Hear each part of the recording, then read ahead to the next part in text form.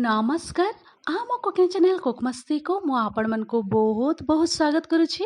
आज मु आपण मन का पई नै के आसी छी मार्केट परी गरमा गरम आलू चप र रेसिपी। आपण माने घरे तयारी करी कि गरमा गरम केमिति आलू चप को एन्जॉय करि पारिबे। तो मने रखंतु आलू चप र मसला जेति कि टेस्टी बनै पारिबे आपण माने आलू चप खाइबा पई सेति कि ही बढ़िया लागिबो।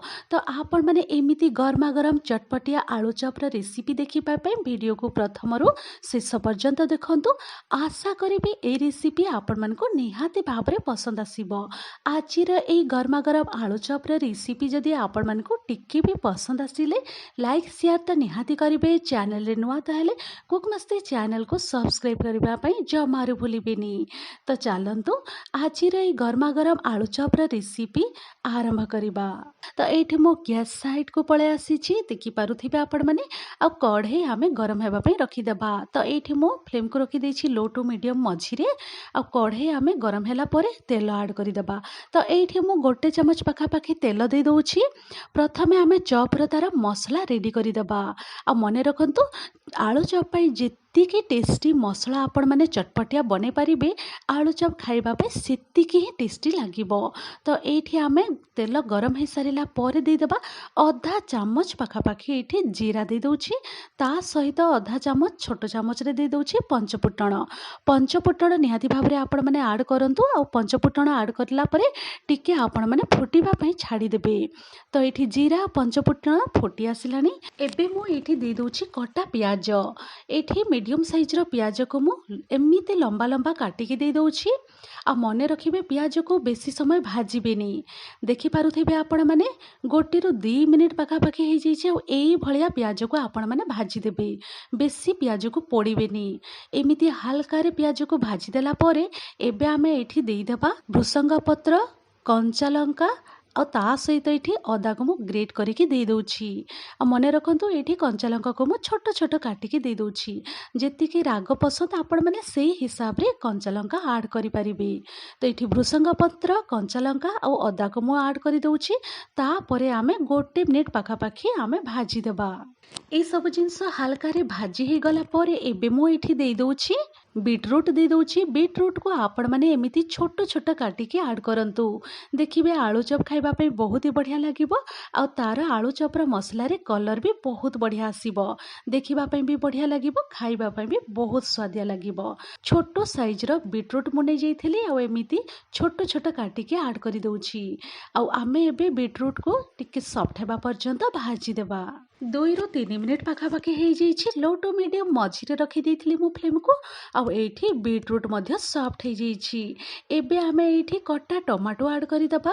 आ मीडियम साइज रो टमाटो को मु एमिति छोट छोट काटिकी ऐड करि दउछि। टमाटो दे सारिला परे एमिति थरे आमे भल भाबरे मिसै दबा। मिसि दे सारिला परे आमे स्वाद अनुसार लूण दे दबा। ता सहित एठी मु दे दउछि लंका गुंड दे दउछि। हळदी गुंड टिके दे दबा। जीरा गुंड दे दबा। ता सहित एठी धनिया गुंड मध्य मु दे दउछि। आउ अल्प दे दउछि एठी गरम मसला गुंड दे दउछि। गरम मसला गुंड दे सारिला परे एतिकी मसला को आमे प्रथमे टिके भल भाबरे मिसै दबा। तो एठी आपण माने देखि पारुथिबे 2 मिनिट पाखा पाखी हे जाइछि। मसला सहित सब जिनिस भल भाबरे सॉफ्ट हे जाइछि आ कुक हे जाइछि मध्य। तो एबे आमे कोन करिबा एठी सिझा आलू देई दबा।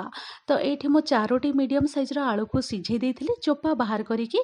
सिझी सारिला परे एमिति देखि पारुथिबे तार चोपा बाहर करिकि छोट छोट एमिति खंड करि देइछि। सिझा आलू देई सारिला परे आउ थरे सब जिनिस को भल भाबरे मिसै दबा। सिझा आलू पकी सारिला परे 3 मिनिट पाखा पाखी हे जाइछि। मीडियम फ्लेम रे मसला सहित आलू मध्य भल भाबरे कसी हे जाइछि। देखिकि आपण माने जानि पारुथिबे मसला बहुत ही स्वादिष्ट रेडी हेछि। तो एबे आमे आहुरी मसला को चटपटा तयारी करिबा पई एबे कोन करिबा एठी मो देई दउछि आमचूर पाउडर देई दउछि। जदि अवेलेबल अछि ताहेले आमचूर पाउडर आपण माने एमिति छोट चामच रे गोटे चामच ऐड करि दियंतु। स्वाद पूरा बढ़ी जिवो मसला रो चटपटिया लागिबो। आमचूर पाउडर दे सारिला परे एठी मु दे दउछि भजा बादाम दे दउछि। जदि अछि आपण माने भजा बादाम भी निहाती भाबरे ऐड करंतु। ता सहित एठी कटा धनिया पत्र आमे दे दबा। एतिकी जिंस दे सारिला परे आउ थरे आमे भल भाबरे सब जिंस को मिसई दबा। मिसई दे सारिला परे लो फ्लेम रे आमे 3 रु 4 मिनिट कवर करिके आउ टिके आमे कुक हेबा पे छाड़ी दबा। तो ये मु 3 रु 4 मिनिट हो जाइए कवर खोलिकी आपण मानक देखई दूची। आ पूरा पूरी आलू चॉपर तार चटपटिया मसलाटा रेडी हो जाइए। एबे आमे कौन करबा फ्लेम को ऑफ करदबा आ साइड करके आमे ठंडा हेबापई छाड़ीदबा। तो देखि पारुथिबे आपण माने बहुत ही स्वादिया चटपटा मसला रेडी हो जाइए। तो चलंतु मु फ्लेम को ऑफ करके गोटे प्लेट रे ट्रांसफर कर दउची ठंडा हेबापई। तो एबे आमे जिबा नेक्स्ट प्रोसेस को। एबे आमे कौन करबा आलू चॉपर तार ऊपर लेयर बा कोटिंग तैयारी करबा पई हमको गोटे बैटर रेडी करबा को पड़िबो। तो एठी गोटे मिक्सिंग बाउल मु नै जाइछि। तो एठी मु दे दउछि 2 कप पाखापाखी बेसन। तो एबे एठी मु टिके लुण दे दउछि। लुण देबा आगरु टिके बेसन को मु एमती हैंड व्हिस्कर सहायता रे टिके मिक्स करि दैछि। तो एठी लुण दे सारिला परे 2 पिंच पाखापाखी मु हळदी गुंड दे दउछि। लुण हळदी गुंड दे सारिला परे आउ थरे आमे टिके भल भाबरे मिसई देबा। मिसई दे सारिला परे आमे अल्प अल्प पानी देकी मीडियम थिक बैटर आमे रेडी करिबा। मने रखंतु एका थरे सब पानी को ऐड करंतुनी। एमती अल्प अल्प पानी ऐड करिकी मीडियम थिक बैटर आपण माने रेडी करि देबे। तो एठी देखि पारुथिबे एमिति कम कम पानी देकी मो मीडियम थिक रो बैटर मो रेडी करि देइछि। तो एठी बेसन को भल भावरे गोले दे सारिला परे एठी मु दे दउछि 3 पिंच पाखापाखी खाइबा सोडा। बेकिंग सोडा दे सारिला परे एठी आ गोटे चामच छोट चामच रे मु पानी दे दउछि। देखि पारुथिबे आपण माने पानी दे सारिला परे आमे बेकिंग सोडा को भल भावरे मिसई देबा बेसन रे। आ मने रखिबे एमिति ही आलू चॉप तैयारी करिबा पई बैटर को मीडियम थिक बैटर आपण माने रेडी करिबे। एकाथर को सब पानी ऐड करिबेनी। तो देखि पारुथिबे आपण माने बैटर पूरा मीडियम थिक अछि आ भल भाबरे मु मिसई दैछि। पानिया बैटर बिल्कुल भी रेडी करिबेनी। तो एबे आलू चॉप रे तार बैटर भी रेडी हो जाइछि। या को आमे साइड करिके रखि दबा कवर करिकी। एबे मु ए साइड को देखि पारुथिबे आपण मानको मु देखै दउछि। आलू चॉप रे तार स्टफिंग मध्य पूरा पूरी ठंडा हो जाइछि। तो एबे आमे कोन करिबा हाथ को टिके क्लीन करिदबा। हाथ क्लीन करि सारिला परे आपण माने आपनकर मन पसंद हिसाब रे छोट बड़ साइज रे आपण माने एमती एमती राउंड शेप दे देबे। मु मो पसंद रे एमिति ए शेप रे तैयारी करूछि आलू चॉप। तो आपण माने आपनकर मन पसंद हिसाब रे छोट बड़ साइज रे आलू चॉप तैयारी करि परिबे। तो सब आलू मसला को एमिति राउंड राउंड शेप दे दबा। आलू सब को भल भाबरे आलू मसला को मु एमती राउंड शेप देकी रेडी करि देछि आलू चॉप तैयारी करिबा पई। तो चलंतु एबे आमे ए सब को साइड करिकी गैस साइड को जिबा। आलू चॉप को छाणिबा पई मु एठी गैस साइड को पळे आसीछि। तेल कढ़ई मध्य मु गरम हेबा पई रखि देइथिली। तेल मध्य हल्का रे गरम हे जाइछि। आ मने रखिबे हाई फ्लेम रे जमारु गरम करिबेनी। लो टू मीडियम मझिरे रखिकी बा मीडियम फ्लेम रे आपण माने तेल को गरम करिबे। एबे आमे कोन करिबा बैटर आमे रेडी करिथिलु सेई बैटर रे आलू को भल भाबरे डीप करि दबा। आ चारि आडू बैटर रे आमे भल भाबरे कोटिंग करि दबा। आलू चॉप को भल भाबरे एमिति चारि आडू कोटिंग करिके आमे तेल रे केयरफुली डीप करिबा। तो एमती सेम प्रोसेस रे सब आलू चॉप को आमे रेडी करिबा।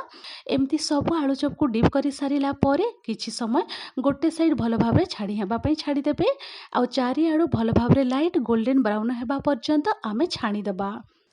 सब आलू चॉप सब तेल रे केयरफुली डीप करि सारिला परे ओल्टा पल्टा करिके चारिआडू लाइट गोल्डन ब्राउन हेबा पर्यंत भल भाबरे छाणी देबे। तो एठी देखि पारुथिबे गोटे बैच रेडी हे जिबा आगरो मु एठी लंका मध्य दे दउछि।